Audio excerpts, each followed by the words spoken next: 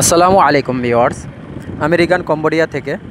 তো সকলে জানেন আমি আমার ভিডিওতে কম্বোডিয়ার সমস্ত দিকগুলো তুলে ধরি। আমার এক ভাই একটা ভিডিও কমেন্ট করেছিল, ভাই প্রবাসীরা যদি কম্বোডিয়াতে মারা যায় তো তাদের লাশ কি বাংলাদেশে আসে কি না। তো প্রিয় ভিউয়ার্স, আমি আজকে বের হয়েছি, আমার এক ভাই, আমাদের এক প্রবাসী ভাই মারা গিয়েছে, আমরা সেখানে যাব, সকলে মিলে সেখানে যাব। তো দেখেন এই যে আমার এই ভাইটা অনেক দিন যাবৎ কম্বোডিয়াতে আছে, তিনি মারা গিয়েছেন।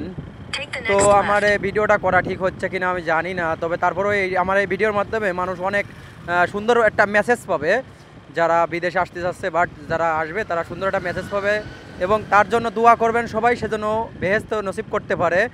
তো তার জানাজার শেষে এখন তাকে দাফন করা হবে। তো দাফন করার পরে ইমাম সাহেব হুজুর কিছু কথা বলবেন, বাট তার জন্য দোয়া হবে, আপনারা সবাই দোয়া করবেন তার জন্য। প্রিয় ভিউয়ার্স, এটি একটি কম্বোডিয়ার সরকারি গোরস্থান, এখানে প্রবাসী যারা মারা যায় তাদেরকে দাফন করা হয়। তো সবাই তার জন্য দোয়া করবেন, দোয়ার মাগফিরাত কামনা করবেন। মওলা করিম গফুর রহিমে আল্লাহ, আল্লাহ মোহাম্মদ লিটনকে তুমি মাফ করে দাও মাবুদ। আল্লাহ জীবনে যত গুনাহ করেছে, ইচ্ছায় অনিচ্ছায়, কবিরা সগীরা মাবুদ, যত গুনাহ করেছে সমস্ত গুনাহ সময় তুমি মাফ করে দাও। মওলা করিম গফুর রহিমে আল্লাহ, তার কোনো জীবনের নেক আমাল থাকলে সেই নেক আমালের উসিলা তাকে মাফ করে দাও মাবুদ। মওলা করিম গফুর রহিমে আয় আল্লাহ, ইয়া আল্লাহ, আমরা তাকে কবরস্থ করে যাওয়ার পরে মাবুদ মুনকার নাকির তাকে প্রশ্ন করবে। আল্লাহ দয়া করে মাবুদ তাকে মুনকার নাকিরের সওয়ালের জবাব দেওয়ার তৌফিক দান করো।